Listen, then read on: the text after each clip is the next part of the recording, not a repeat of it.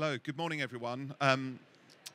My name's Al Turner. I'm working with IBTM to pull together this here IBTM Accelerate stage. Thanks once again for taking some time out to visit the stage and to look at some of the content we're on. I just want to set the scene a little bit in terms of what we're trying to do here today. So the theme for the show on this Accelerate stage is basically tech for good. So we're looking at all the things that tech could be doing that makes our events better, but also maybe the world around us better as well. So that's a constant theme throughout the 3 days. What we've also got is we're trying to sort of take off bits, chunks of the conversation. So yesterday we looked at what's here now, the tech that's around now. Today we're looking at sort of near, which is kind of the next year and a bit.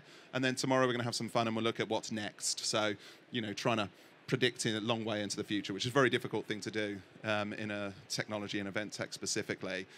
All of the sessions are recorded and they're going to be available on demand on YouTube. I'm told, you know, maybe a couple of weeks after the show. So if you've missed any sessions, by all means, track back. What I'd advise is do have a look because they're part of a sort of a story we're trying to tell over the 3 days as well. So do have a look as well.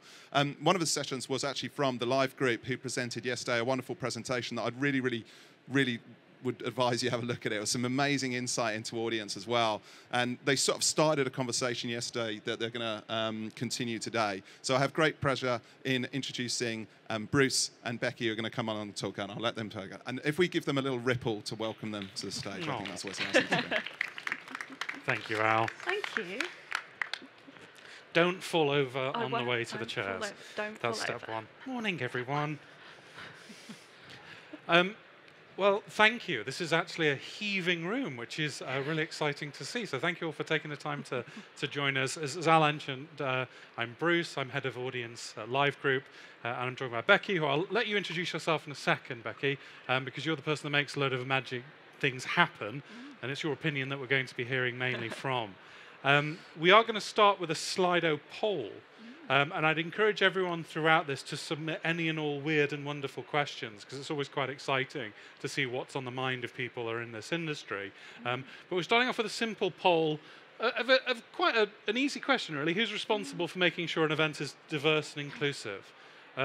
This isn't a trick question. There is no right or wrong answer, but it is a perspective that I would really like to see, because our talk primarily, in the conversation that we're going to have, is about how planners can be a central pillar in this journey of diverse and inclusive events. And I'll mention this idea of using tech for good, and tech has become a real flattener in the ability to bring people from many different walks of life into the event space.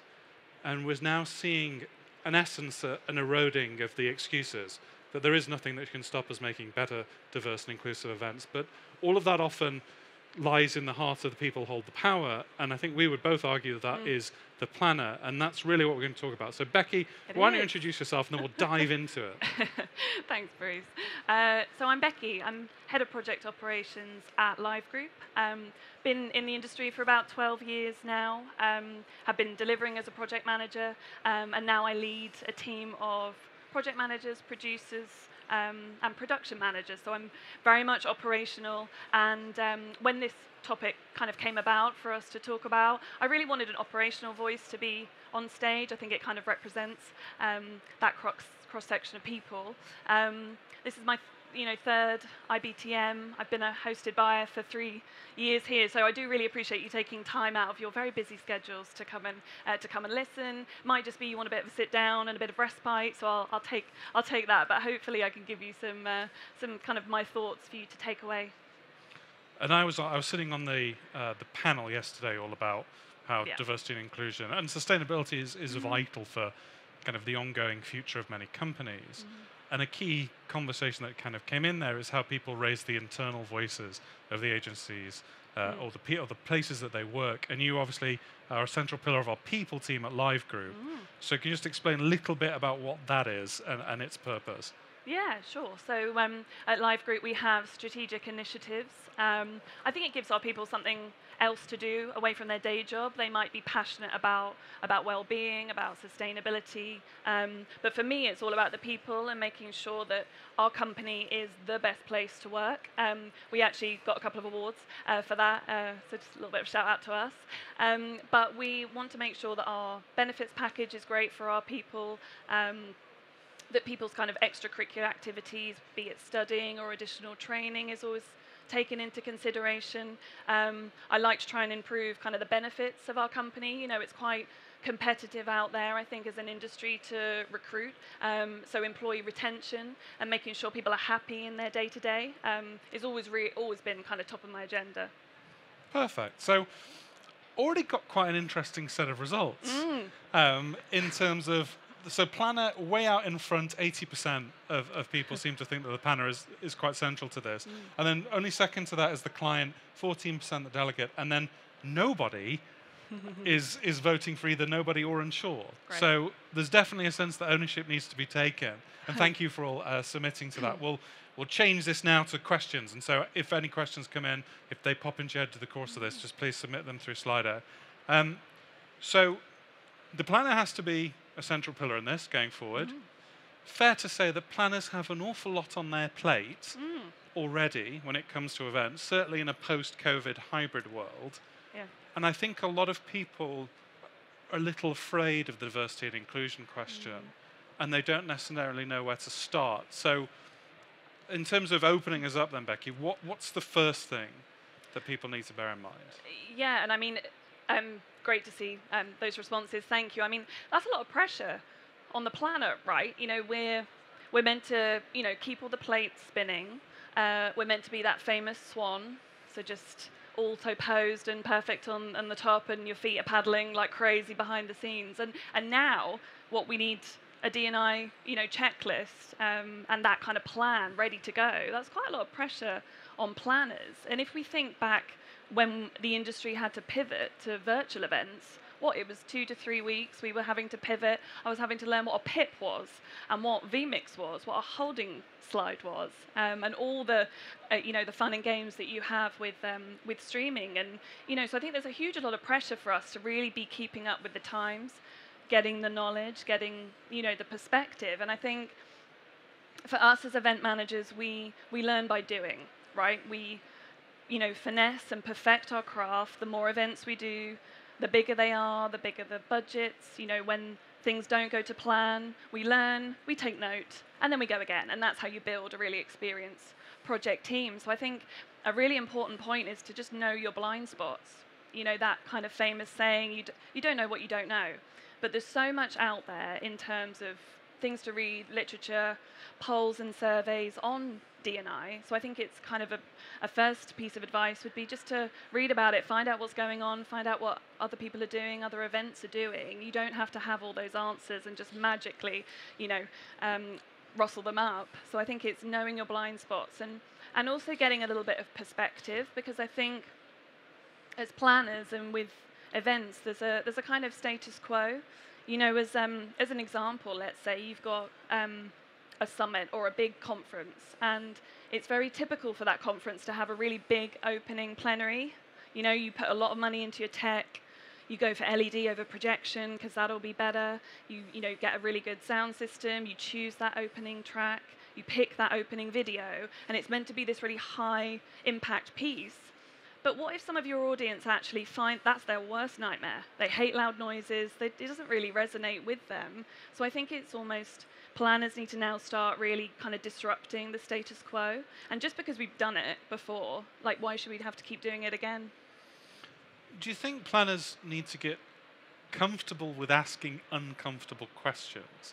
Because on the panel I was at yesterday, we talked about this idea that a lot of the pushback against more diversity and inclusion at events is this idea of the way things have been done, and people get quite comfortable and set in their ways, which is why captioning, for example, is seen as an extra.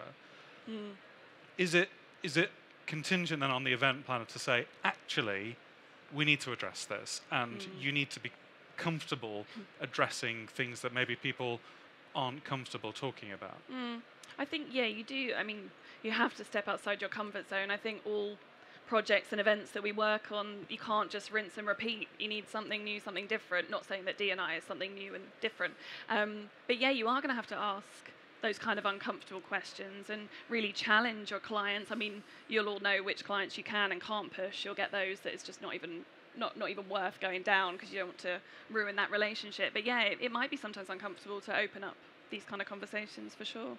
And I'll bridge to this question because obviously it's quite pertinent at the moment in terms of the recruitment drive going on across the industry. Is your D&I policy an external-facing document? Do you use it in recruitment? Now, I believe ours is an external-facing document, and we do use it in recruitment. Yeah. I'm not lying there when I say that, am I? No, you're not. No. So I think in terms of recruitment, it's a good point and something I'll talk about a little bit later, perhaps. But when it comes to recruitment, through 2020 there was the Great Resignation from the event industry.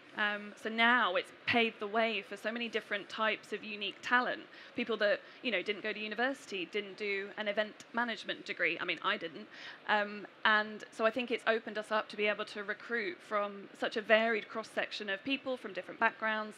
And a lot of the recruiters that we work with also have D&I policies in place. There's consultants out there that can help you reach those kind of pools of people. So I think, hopefully that answers the question. I think one thing though that I'd add on this is whenever you look at large institutions, but this does hold true for smaller institutions as well, is you find that there are places for where policy is treated as almost the box is ticked.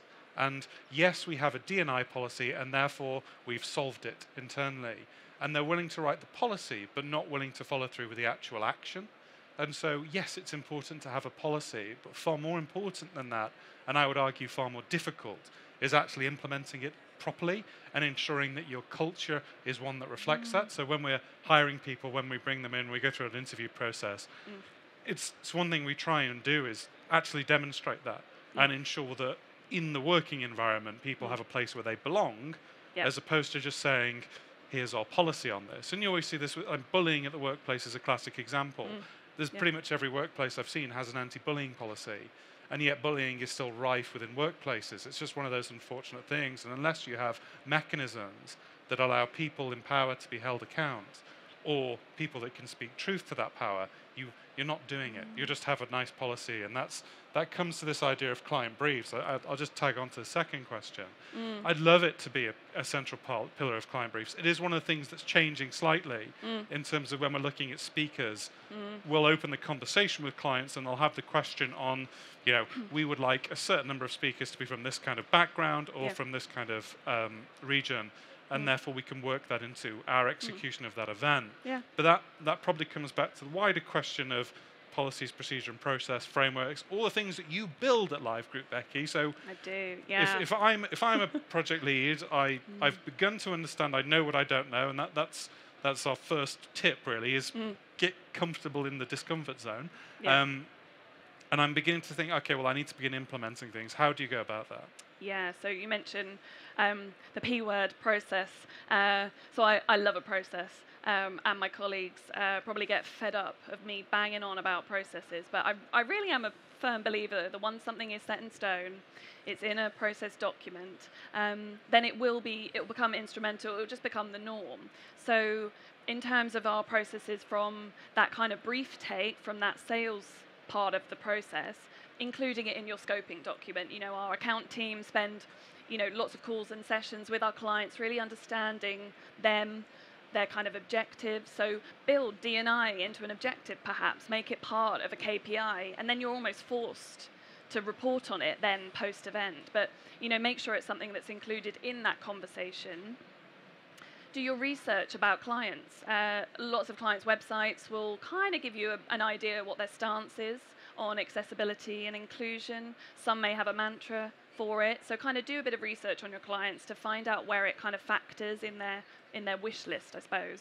But then when you start then going into your budgeting process, just having an allowance, a line item for diversity and inclusion. I mean, so I'm not saying that D&I costs some things do, which we'll come on to when we talk about technology, which is another question. But just making those allowances up front, I think it's really sad that some things come as an afterthought, or someone downloads all the kind of delegate information and you're like, crap, someone needs captioning. Oh, let's find someone, let's quickly put it in. It shouldn't be an afterthought. It shouldn't be something you're scrambling around trying to get at the last minute. It should be factored in, just like you wouldn't do an event without a badge, right? You wouldn't leave that out your budget, so why should you leave other things? And when we're talking about budgeting, if you have an event where you have to buy tickets to attend, have you thought about economic accessibility? You know, if you're building your P&L, have a line item for free tickets or subsidized tickets or tickets for students perhaps to attend. But you know, when we think of inclusivity and diversity, that's also, you know, economics and making sure people can afford, and you're not restricting people from attending just based on whether they can afford a ticket or whether their budget has space for that.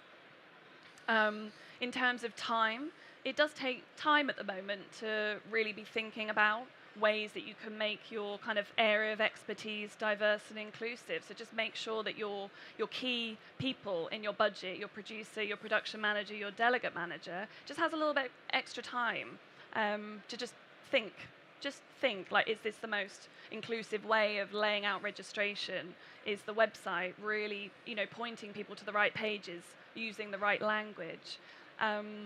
And then if we think about when we get to kind of project planning, include it in your project plan. If it's in a template, it'll be there. Maybe dedicate a meeting just for D&I, just a bit of a let's everyone just stand still and let's just think, are we being as diverse and inclusive in all of our, you know, areas of expertise?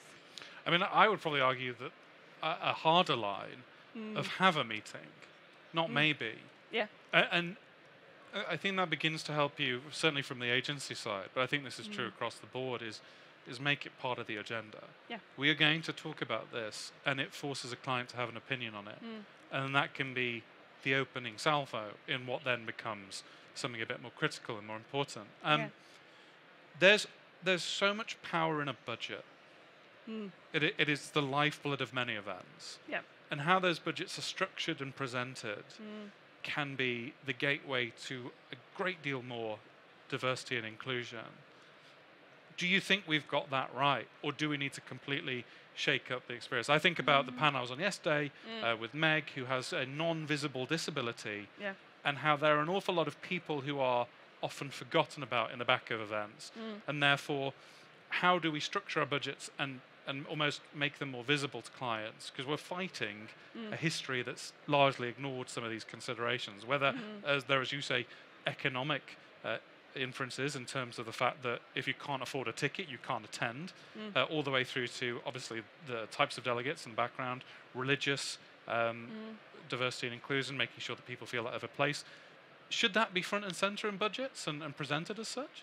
Yeah, I mean, I think if you just have a group that's labelled D&I, it's kind of it's there. It's at the forefront. I think it's hard because at the moment it's seen like it's an addition or it's an enhancement or it's a kind of nice to have. So it's all part of this conversation and it's all part of kind of where the client places that importance, I think. So it's difficult to answer.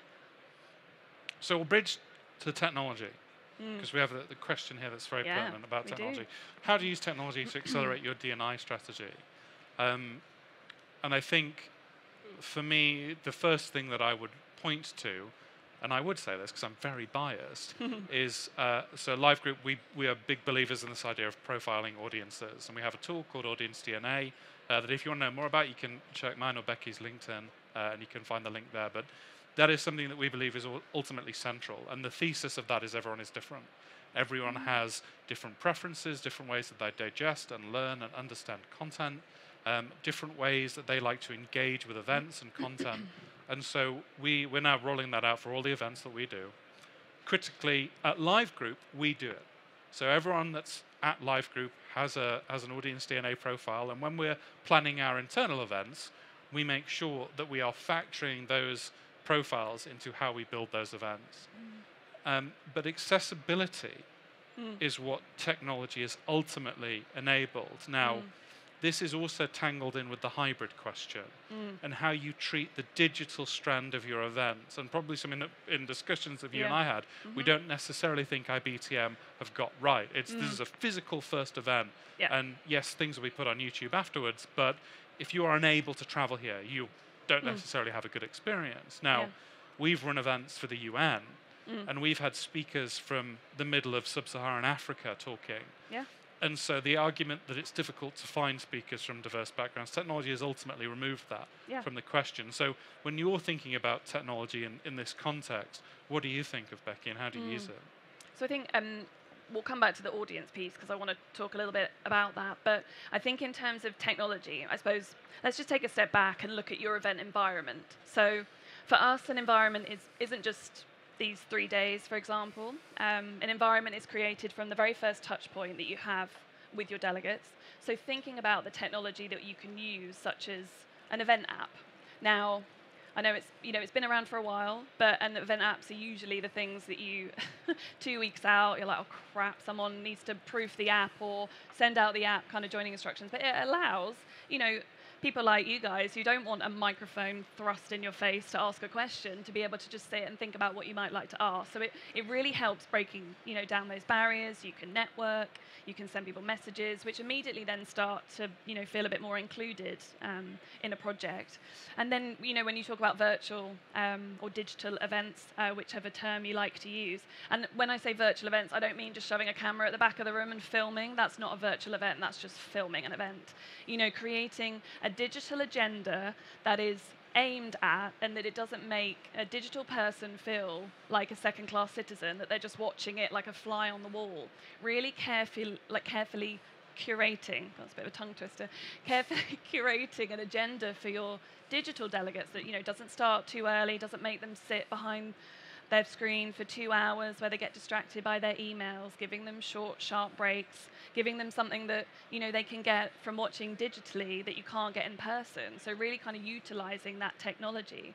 And as Bruce said, you can reach far more people, you can reach far more speakers, you can access people that may not be able to attend. So here, for example, say you could only attend one day, well, you can't come. There's no point flying here for one day, but maybe some of this content might have been useful for someone, so it's a shame that it's not live streaming. But I think with technology, it almost helps to break down those barriers. An actual tangible example of a client that we work with are doctors, and many of them have done their keynote session fully suited and booted, straight from surgery. But we wouldn't have had access to them if we weren't able to bridge them in digitally. But it just makes it more accessible, I think. And I think this is this idea of genuine stories and ultimately bringing voices that would have not ordinarily been heard is the core central pivot of this technology. Because, you cite the idea of the doctor in the staff room. Yeah. And we were doing an event for the Association of Anaesthetists, and this was middle of the second wave of the pandemic.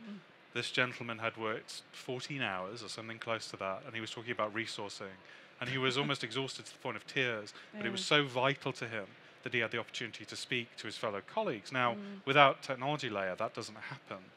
There's just no way of getting them to the venue to talk, and so I think about that, but then I think about all the voices that we don't hear from, and how you can completely revolutionize an agenda. And we'll probably come back to the audience piece now, because I think in my ideal future is that a given event has an almost limitless number of agendas, because it's personalized to the point where people can access whatever they want, however they want it. When you think about that from a planner's perspective, that's probably a nightmare. But in terms of knowing your audience, what would you say on that? Yeah, I mean, I think it's so important, let's for example, just take an introvert or someone that, they hate events. They don't want to small talk. They don't really want to network. The idea of kind of a chaotic, this is probably their worst nightmare. And even if we, think about you guys sat here, right? You've probably got a few of you that everything we're saying is just resonating. You've got a brain like a sponge. You were probably really good in school exams. You probably aced them because you can just retain information. There's probably maybe some people scribbling down some notes, maybe they kind of remember by writing. If you want to see any of our notes afterwards, come and let us know.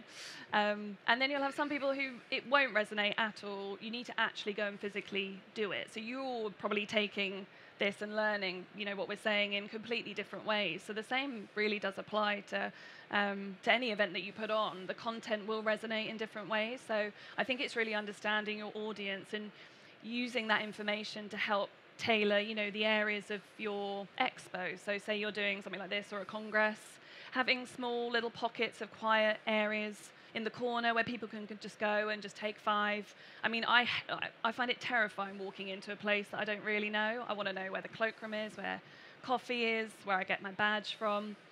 And then you want to kind of orientate yourself because you feel quite like everyone knows each other and you're walking around here on your own. So I think it's creating those event environments, using that audience data to really make sure that no one feels like they don't want to be there, no one feels terrified, everyone feels quite welcomed. And I think just going back to building in time and budget, I was really pleasantly surprised to see here that when we got our badges, there are actual people. It wasn't just a machine just spitting out a badge. There was people there, friendly faces that you can just ask.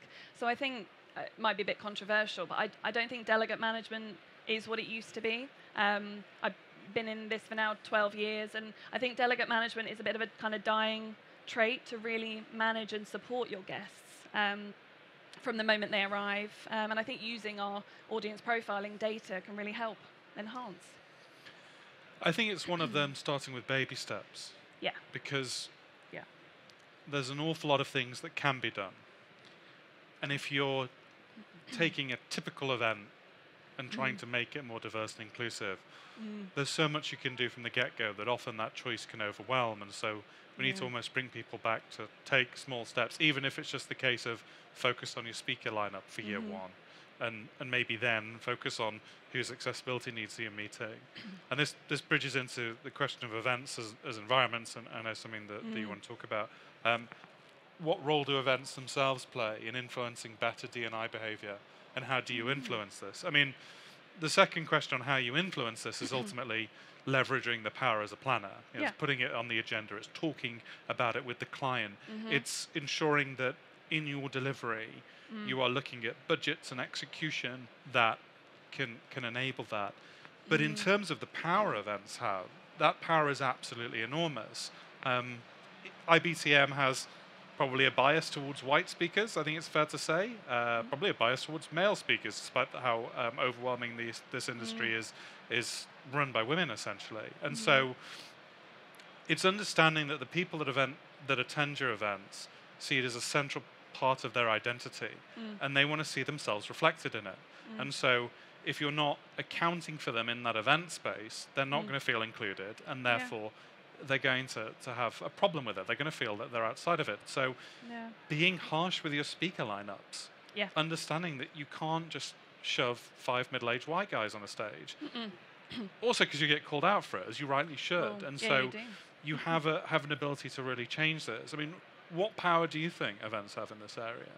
I think it has a huge effect. Think of the cross-section of people that attend events and then they take takeaways away. So I think in terms of how we can influence and let an audience know that, we're doing everything we can to make you feel included. It could be just having a separate page on your website just to kind of justify what decisions you've taken, or that we take putting on an event very seriously. Please let us know if there's anything to help enhance your experience, or any content that you need. Send pre-reading. There's always the whole, you can see the PowerPoint or watch the video 2 months later, but what if people need it ahead of the fact? So I think it's definitely kind of leading by example, and just making it really, and highlighting it, and just being really open that you're trying to make an event as diverse and inclusive as possible, and this is all the steps that we're going to take.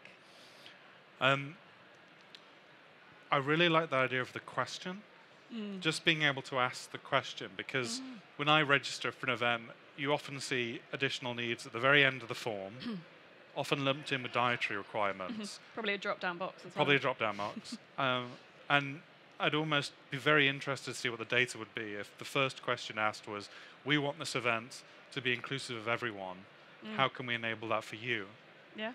And just using that data, using that to basically build a profile of the audience that's attending, and how you can factor that in. Because you might find out, I hate loud noises, or Yeah. I need a quiet place to reflect because I don't get energy from events in the same way that most people Yeah, do. yeah, You can yeah. factor that into your planning, and 100%. that's data that you can bring to a client and say, we've asked the audience, they've told us this, Yeah. we should action it, Yeah, yeah. and here's how we'll do it for you. Yeah, exactly. Even, something, just got my brain thinking, even, it's worrying, isn't There are it? things all the time, I'm pretty sure. Even from, the start time of your event. Have you ever thought that actually people, we're very flexible at Live Group. We've got lots of mums who need to do the drop-off in the morning. So actually, does a 9 o'clock... And dads that do the and drop-off. dads, oh yeah, sorry. Dads that do the drop-off. So, would a 10 o'clock start be better? People may have to care for someone, or it just doesn't work. So making agendas accessible for people, or allowing people to, help say their piece. It's, not just about disability and, the stereotypes. You've mentioned before that delegate management is a dying art form. I think you said it's quite a strong opinion. When we think about on-site guest management, what obviously that is mostly where the planner's eyes can be. Certainly as the event draws closer. Yeah. What's critical to bear in mind in that field? Yeah, I think it's just making sure that if you are going to an event because you have to, B, you've been told you need to go, or it's an internal event that you have to be present at. I think it's just making sure that your guest management comes at the forefront, that you are closely monitoring your inbox to make sure that if anyone has any questions, that you have the app available nice and early in advance, that you have an easy information desk, you have people that are there to support and help you. Because I think, we're all for, print your badge on site, go and sit and see a computer screen, and you don't actually have to speak to anyone. But I think it's just making sure people are accessible to support, to make everyone feel just a bit more comfortable. Yeah. A question on the benefit in using the pre and post event environment to increase D&I. There's this idea that the event starts the moment the first communication is sent out. Yeah. And I think that pre-event phase is the most useful. Yeah. Because it's your opportunity to ask the audience. Yeah. It is where you can factor in for different preferences. So, for example, if you have an area where people, you're telling people about a new cultural initiative, you have the understanding that at the event, people can only really engage with that content in one way. But pre-event, you have the option of doing a video, a podcast, a handout, and you can factor for those different types of person needs. Yeah. And then post-event, I think immediacy would be the biggest thing in terms of once the event has happened, there's the understanding that a given delegate may only be able to access 50% of a typical event, and you can give them access to all of it immediately post-event if you have your rude word in order, if you have your S word in order.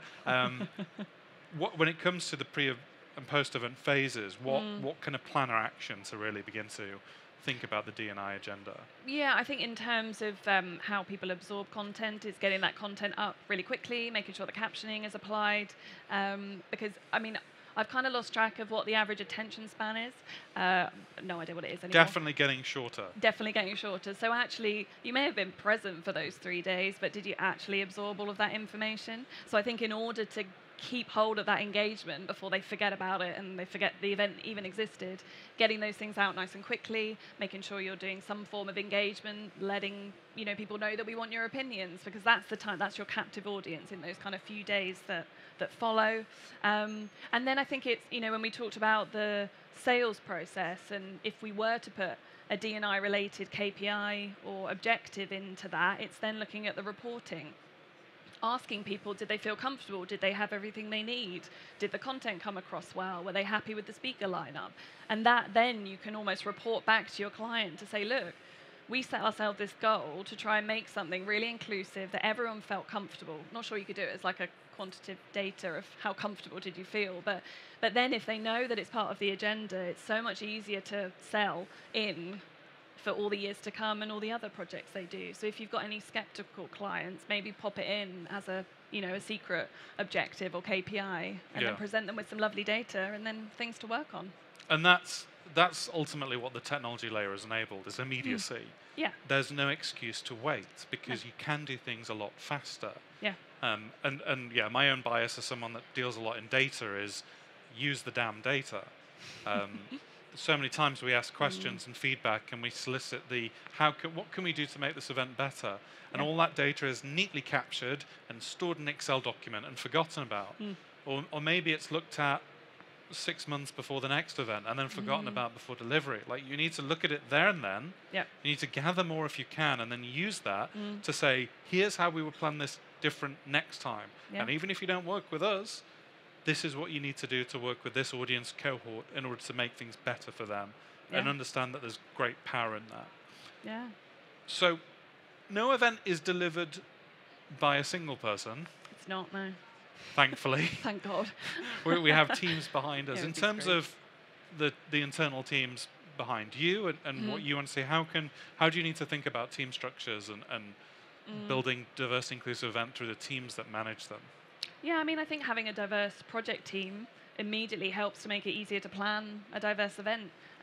You get more opinions, more ways to problem solve. So I think diversifying your team, and also your on-site team as well, I think that really helps. I mentioned the kind of time, using your team to do that research, to just spend that little bit of extra time learning. I mean, I've learned quite a lot through actually, preparing for this session and listening to other sessions. So I think it's making sure your team are empowered to have, time to improve their skill set, recruiting diversely from different backgrounds, from different industries. We're, as a company, if someone comes to me and for a position and they're not from an agency background, probably historically would have been like me.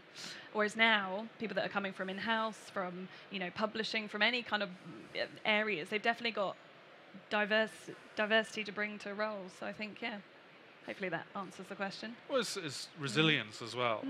If you have different opinions helping formulate the solutions you bring to an event, you'll innately be a better event. And it does begin to change the rubric in terms of pushing a more diverse agenda, because it's one thing to say, yes, it's very important to us, but when you're in front of a diverse team, that engenders that, and people really want to see it going forward.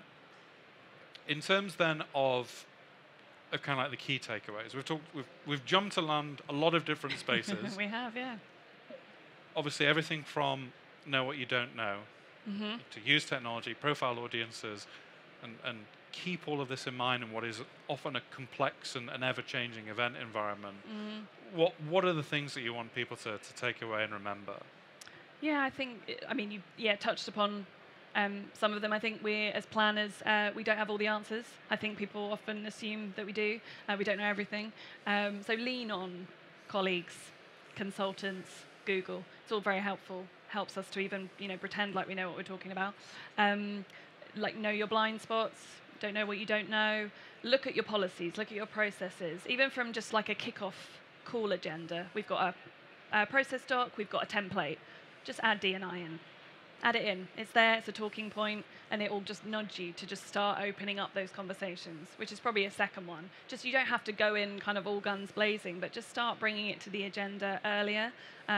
Not a second thought, not a, something. Don't be reactive with it. I think we need to be more, it's very cliche, but be proactive with it, and almost don't wait for someone to come to you with a need for something. Use your audience data. If you're profiling your audience, I'd highly encourage that you do, or even just ask a couple of different questions, as Bruce mentioned. And technology is your friend. I think use tech. It's very, very helpful. Keep the digital stream. Don't just ditch it because it's so 2020. Keep it there. It has a need. It has a purpose. At Live Group, we're always encouraging it. So we, even if clients are like, meh, but they're not a second-class citizen. Your digital audience should be and are as prevalent as the people in the room. And just think about your audience. Think about how they receive data and content and how they absorb it, to make sure that you get that same output whether they're in the room or not. Yeah, I think what I'd say on top of that is that this is obviously an ongoing conversation, and we have a perspective, but it is limited. Oh, yeah. And ultimately, the thing that we're keen to have is more voices. Yeah.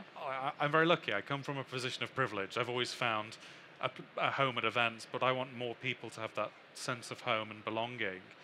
And we need to be more stringent. There is no halfway house when it comes to diversity and inclusion. You're either doing it or you're not doing it. And I think we need to get to a more mature and better place with it. Do you have any final comments, Becky? Any final comments? I don't know. I don't think I do. Wonderful. Put me on the spot there. I know, it was a bit mean, wasn't it? Did my closing thoughts and that's then final comments. I think it's about, we're at the start of a journey. I wish we were deeper into it, but we're not. Yeah. The conversations become much more to the forefront. I think Meg said on the panel yesterday that no one was talking about this at IBTM 2 years ago. No. Now the conversations are happening. Yeah. And get in touch. If you're out there and you're dealing with this, you don't know where to start, please just connect with us on LinkedIn, throw some weird questions. I'm really interested in being part of groups to tackle some of the more intrinsic issues here. But with that, Al, we will hand back to you. I think we're on time as well. Well How done, about that? And a round of applause, please, for Bruce and Becky. Thank you. And as we send you off packing into IBTM for hopefully a productive show, just to plug the next one, which is, again, carrying on this conversation where we start looking at sustainability as well as inclusion. So do come back in 15 minutes if you're interested in that. If not, we bid you a fine show. And remember, they're all available on demand afterwards. Thanks again, guys. Thank you. Thank you.